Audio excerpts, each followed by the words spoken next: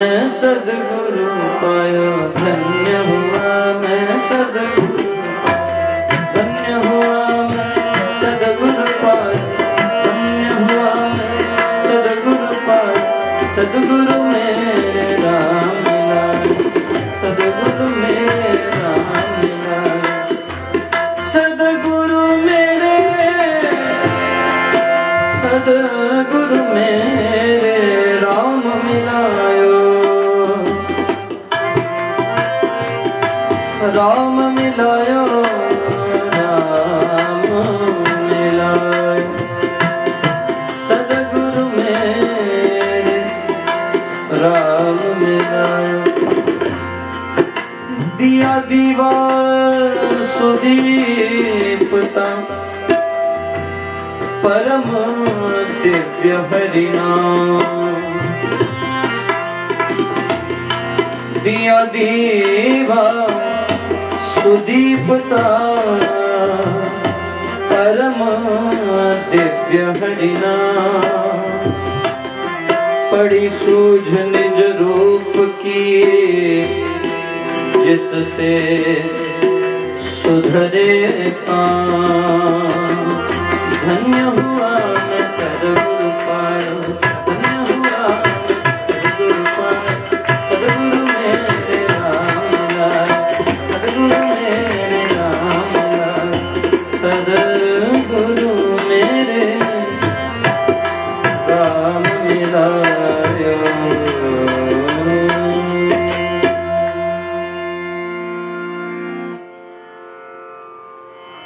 अकारण करुणा वरुणालय देवाधिदेव परात्पर परह ब्रह्म परम पिता परमात्मा व पूज्य गुरुजनों की भावमयी दिव्याति दिव्य अति पावन रमणीय सूक्ष्म उपस्थिति में उपस्थित मेरी निजात्म स्वरूप ज्योतिर्मयी प्रकाशमयी चैतन्यमयी अति पावन दिव्यात्माओं, आप सबके भीतर विद्यमान सर्वनियंता सर्वव्यापक सर्वशक्तिमान अखिल ब्रह्मांड नायक जगदाधार सर्वेश्वर सर्वभूतात्मा अखिलेश्वर परमेश्वर को मेरे हृदय से कोटि कोटि नमन स्वीकार कीजिएगा, स्वीकार कीजिएगा। श्री अमृतवाणी सत्संग 40 दिवसीय महायज्ञ जिसकी 21वीं संध्या में हम सब प्रवेश पा चुके हैं। श्री अमृतवाणी जी की व्याख्या चल रही है और श्री अमृतवाणी का प्रारंभ जहां से होता है, रामामृत पद पावन वाणी, राम नाम धुन सुधा समानी, पावन पाठ राम गुणग्राम, राम राम जप राम ही राम। राम नाम को स्वामी जी महाराज ने अमृत कहा है। इस ग्रंथ का नाम ही अमृतवाणी है। वेद की ऋचा असतोमा सद्गमय तमसोमा ज्योतिर्गमय मृत्युर्मा अमृतम गमय। और जीव को अमृतस्य पुत्र कहा। हम किसकी संतान हैं? उस अमृतत्व के उद्गाता ईश्वर जो स्वयं अमृत है। अमृत का अर्थ होता है अमृत। मॉर्टल को कहते हैं मृत और इमॉर्टल को कहते हैं अमृत। न मरने वाला, अजन्मा, अनंत, अविकारी, अप्रमेय, शाश्वत, उसे अमृत कहते हैं। और हमें का अमृतस्य पुत्र, हम उस परम पिता परमात्मा के संतान हैं, उसी से उत्पन्न हुए ईश्वर अंश जीव अविनाशी। उस अविनाशी परमात्मा के अंश हैं हम सब जीव मात्र। और हमारा स्वरूप क्या है? चेतन। हम चेतन हैं, चैतन्य हैं। फिर बोले अमल हैं, मल रहित हैं, हमारे सही वास्तविक स्वरूप में कोई विकार ही नहीं है, मल रहे थे, चेतन अमल। फिर बोले सहज, हमारे में कोई असहजता नहीं है। और फिर बोले सुख राशि, हम सुखों का आगार हैं, बशर्ते हम अपने स्वरूप को जान जाएं। उस स्वरूप को जानने की पहली पौड़ी क्या है? महाराज कहते हैं रामामृत। राम नाम क्या है? अमृत है। रामामृत। और ये अमृतत्व की उपलब्धि किससे होगी? बोले किसी सबल सदगुरु से। मंत्र धारणा यों कर विधि से लेकर नाम, जपिए निश्चय अचल से शक्तिधाम श्री राम।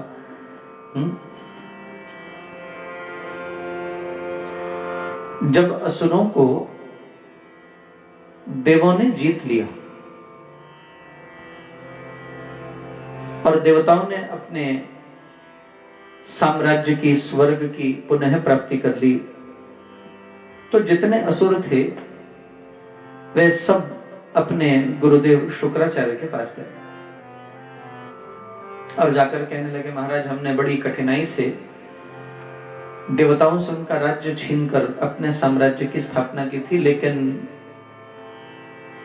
भगवान विष्णु ने मोहिनी अवतार धारण करके समुद्र मंथन से निकले हुए अमृत को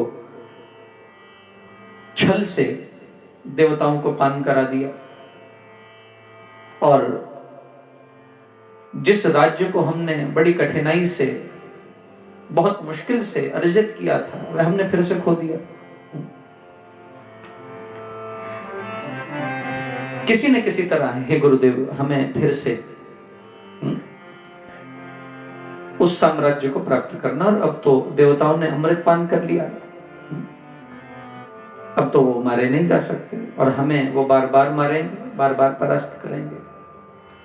तो शुक्राचार्य ने कहा तुम चिंता मत करो, मैं संजीवनी विद्या को प्राप्त करूंगा।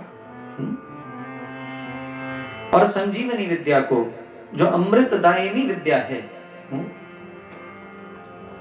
मैं कठिन तपश्चर्या करके उस विद्या को अर्जित करूंगा और इस विद्या को अर्जित करके संजीवनी मंत्र को जागृत करूंगा, जिससे यदि तुम रणांगन में मारे भी गए तो मैं फिर से तुम्हें सजीव कर दूंगा। महाराज इस मंत्र को, राम मंत्र को बोल रहे हैं रामामृत।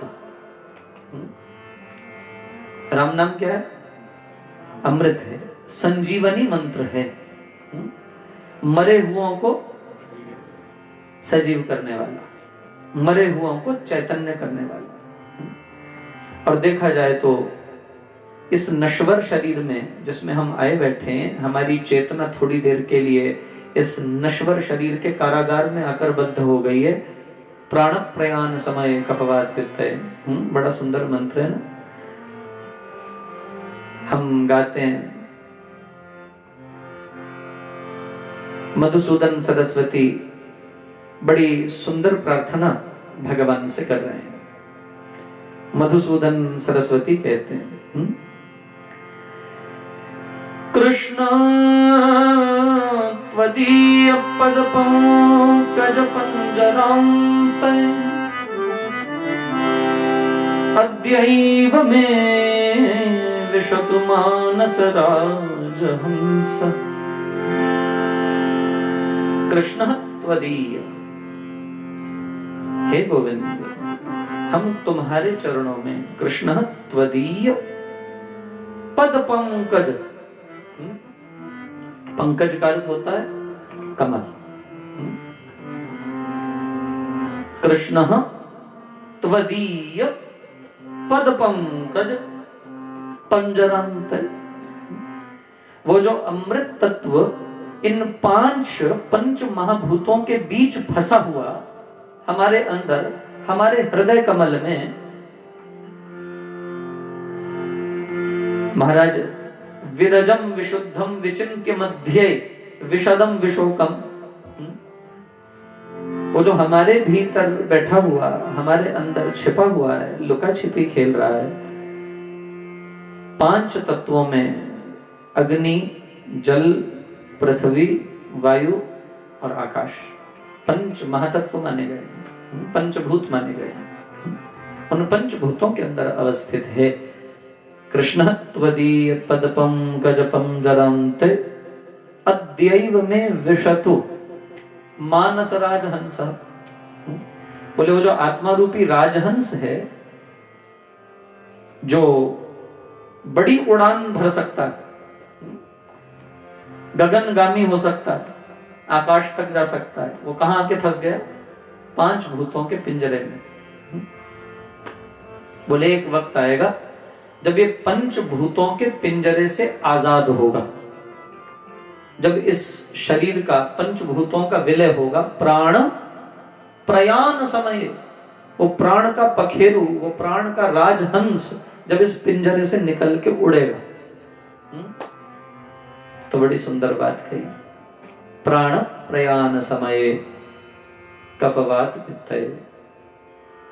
फिर जानते हो त्रिदोष जागते हैं जब वो पखेरु उड़ने लगता है, कफ होने लगती है, वात होने लगती है, पित्त होने लगती है। तीन बीमारियां अकस्मात प्राणी के गले को आके रूंध लेती है। प्राण प्रयाण समये कफवात पित्तये कंठ अवरोधन विधौ स्मरणम कुतस्ते। क्या उस समय तेरे मुख से जब ये तीनों बीमारियां अकस्मात आक्रमण कर रही होंगी, भगवान का नाम निकलेगा? नहीं निकल सकता। लाख यत्न करने के बाद भी उस समय, मृत्यु के समय, भगवान का नाम याद नहीं आएगा, मुख से नहीं निकलेगा। इसलिए क्या करना चाहिए? अभी कोई बीमारी है, अभी कोई बीमारी आक्रमण कर रही है, अभी तो सब कुछ बिल्कुल ठीक है, तो इससे पहले वो आए, उससे पहले रामामृत को चखो। जिवहे पिबा, हे जिवहा पियो, जिवहे पिबह स्व अमृतमय तदेव। ऐसे देवता का नाम लो, ऐसे अमृतमय देवता का। जिवहे पिबह स्व अमृतमय तदेव। गोविंद दामोदर माधवेति, हे कृष्ण हे यादव हे सखेति। भगवान के नाम को अभी लो जिवहे, ये संजीवनी मंत्र है। ये मृतों को अमृतत्व की ओर ले जाता है। मृत्योर्मा अमृतम गमय, रामामृत उस पद की प्राप्ति कराता है, इसलिए लिखा रामामृत पद। अमृत का पद प्राप्त करा देता है, मौत के पद से उठा के आपकी डेजिग्नेशन को ऊंचा कर देता है। उस पद जिसका ये स्वयं अधिष्ठाता है, उसी पद पे आपको बिठा देता है। रामामृत पद, ऐसे पद को प्राप्त कराने वाली जो वाणी है, पावन वाणी। इस वाणी के अंदर क्या है? बोले राम नाम की धुन है। आप अमृतवाणी का पाठ करते हो तो कितनी माला कर लेते हो राम नाम की? पता है आपको? 8 माला हो जाती है। सिर्फ पाठ करते करते आप 8 माला पूरी कर लेते हैं। 108 बार, 8 बारी राम राम मुंह से निकलता है। इसलिए महाराज कहते हैं राम नाम धुन सुधा समानी। राम नाम रूपी जो धुन है, जो अमृतमयी धुन है, सुधा को बोलते हैं अमृत, पर्यायवाची अमृत का सुधा। तो बोले राम नाम धुन सुधा समानी, पावन पाठ राम गुणग्राम। बहुत सुंदर बात कही। जो इस पाठ को करता है, जो इस अति पवित्र पाठ को पढ़ता है, पावन पाठ राम गुणग्राम, जो राम नाम के गुणों को गाता है। क्या है इसमें? राम नाम के गुण बताए गए हैं। राम नाम जपोगे तो क्या होगा? घटना घोर घटे जिस बेर, दुर्जन दुखड़े ले में घेर। उसमें, उस स्थिति में राम नाम जपोगे तो क्या होगा? शोक सागर हो उमड़ा आता, अति दुख में मन घबराता। उस स्थिति में राम नाम जपोगे तो क्या होगा? कष्ट कठोरों क्लेश कराल, उस समय में जपोगे तो क्या होगा? करिए गम न गम के काल, कोई पैदा हो जाए, कोई मर जाए, उस समय में जपोगे तो क्या होगा? करिए गम ना गम के काल, राम जाप जो करता निहाल। कर्म जलाने हो और राम नाम जपोगे तो क्या होगा? जपते राम राम जप पाठ, जलते कर्म बंध यथा काट। जपते राम नाम महामाला, लगता नरक द्वार पे ताला। महाराज कहते हैं ये जो राम नाम की कीर्ति को गाता है, पावन पाठ राम गुण ग्राम, बोले सबसे उत्तम शब्द एक ही है, राम राम जप राम ही राम। गुरबाणी में कहा राम सिमर यह तेरा काज है, माया को संग त्याग, प्रभु जू की शरण लाग। सिमरन सबसे ऊंचा है। इस साधना का मार्ग राम नाम जपते हुए कुछ गुण अर्जित करने का मार्ग है। महाराज कहते हैं पावन पाठ राम गुण ग्राम, कुछ गुणों को भी अर्जित करना है। एक छोटा सा प्रसंग लेते हैं। एक युवक, नौजवान लड़का आत्म साक्षात्कार के मार्ग की इच्छा को जागृत करके किसी संत के पास गया। इस इच्छा की पूर्ति के लिए वह जब महात्मा के पास पहुंचा और जाकर प्रार्थना की, महाराज मैं आत्म साक्षात्कार करना चाहता हूं, मुझे रास्ता दिखाइए। तो महाराज सदगुरु वैद्य वचन विश्वासा, संयम यह न विषय के आशा। मैं हमेशा कहता हूं अगर आपको डायबिटीज है और आप किसी एंडोक्रिनोलॉजिस्ट के पास जाते हैं तो वो आपको दवाई तो देगा ही, वो आपको लिख देगा मेटफॉर्मिन 1 ग्राम खाओ, ग्लिपेजाइड खाओ, ये खाओ वो खाओ, लिखे। साथ में ये स्पेसिफाई करना नहीं भूलेगा कि मीठा मत खाना, परहेज भी करना। सिर्फ दवाई खाने से बीमारी ठीक हो जाएगी? दवाई खाने से बीमारी का 10% उपचार होगा, लेकिन परहेज से 90% प्रभाव पड़ेगा। और आप परहेज नहीं करेंगे और दवाई खाते रहेंगे तो मेरे से ज्यादा आप समझते हैं। सदगुरु वैद्य, बोले सदगुरु वैद्य हैं, उनके वचन में विश्वास रखो। वचन विश्वासा, उनके जो वचन हैं वो दवाई हैं। लेकिन संयम यह न विषय की आशा, इतना संयम आपको भी करना पड़ेगा कि विषयों से परहेज करें।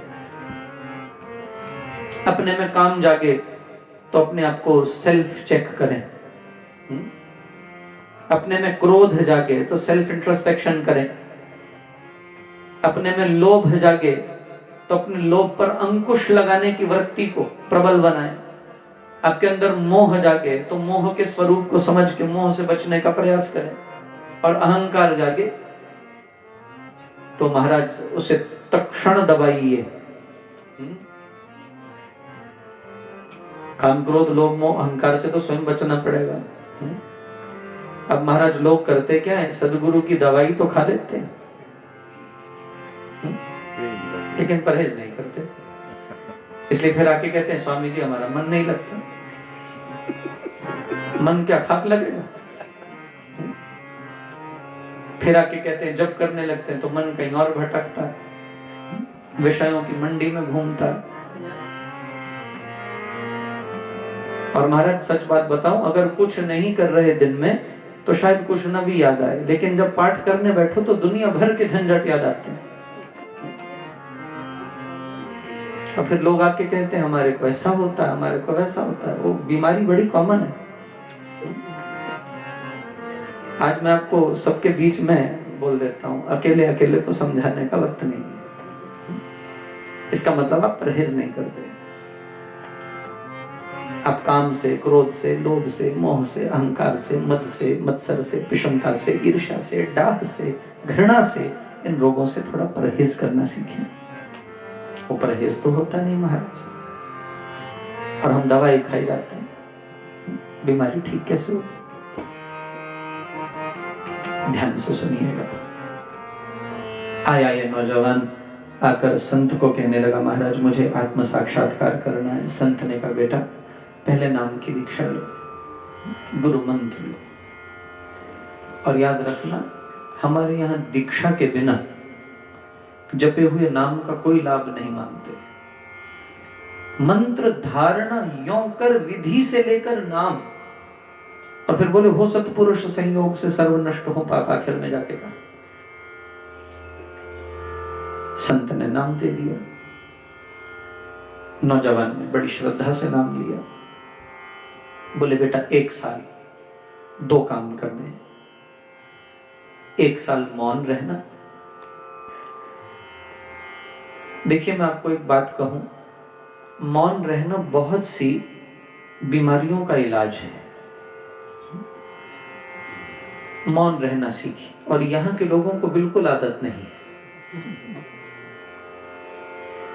अगर मैं आपको 10 लोग इकट्ठे कर दूं और आप देखेंगे 10 लोगों के अलग सब्जेक्ट होते हैं,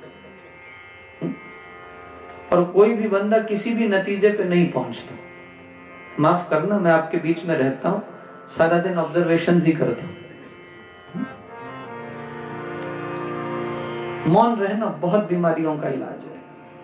करके देखिए, बड़ा सुरूर आएगा आपको। सच में आपकी अपने काम के प्रति आपका फोकस बढ़ जाएगा। मौन रहना सीखें। आपके level of concentration will suddenly rise to an extent you can not even imagine. Your thought process will be straight and clean. It will have a lot of impact. Try to be in silence. And I was reading a book today. It mentioned a very beautiful line. It said, only speak if you can speak better than your silence. Only try to speak when your silence doesn't work. It is a very beautiful sadhana to be in silence. संत ने कहा, बेटा पहले तो तुम 1 वर्ष मौन रहना, और पूरे 1 साल में सिर्फ नाम जपने के अलावा कोई काम मत करना। नौजवान बड़ा डिटरमिन्ड था, संकल्पित था। उसने संत से दीक्षा ली। 1 वर्ष के बाद संत ने कहा, आके मेरे से मिलना। नौजवान पूरा साल मौन रहा, पूरा साल उसने नाम जपा। अब आपको लग रहा होगा बड़ा तीर मार लिया, लेकिन कोई तीर नहीं लगा। 1 साल बाद नौजवान संत से मिलने